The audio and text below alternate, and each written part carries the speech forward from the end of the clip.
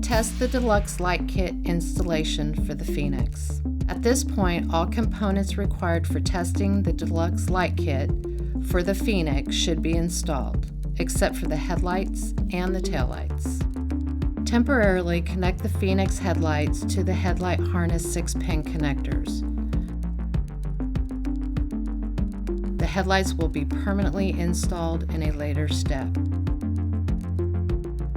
Then, temporarily connect the taillights to the bucket harness 6-pin connectors. The taillights will be also permanently installed later. In the battery compartment, connect the bucket harness 16-volt power supply cable O-ring connector to the terminal on the 5th battery. Do not connect the harness to more than 16 volts or permanent damage will occur. Test the headlights and the optional light bar, and also test the halo lights.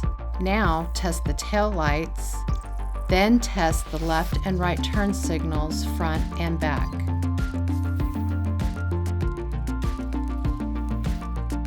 Test the hazard lights,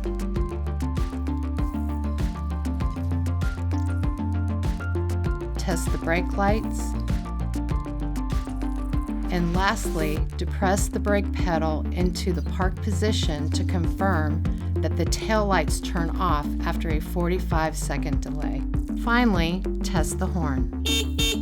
Now disconnect the tail lights and the headlights, which will be permanently installed in later steps. The light kit test is now complete.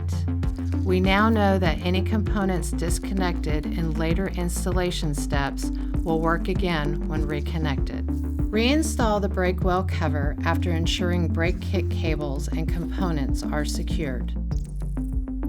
DoubleTake, because looks matter.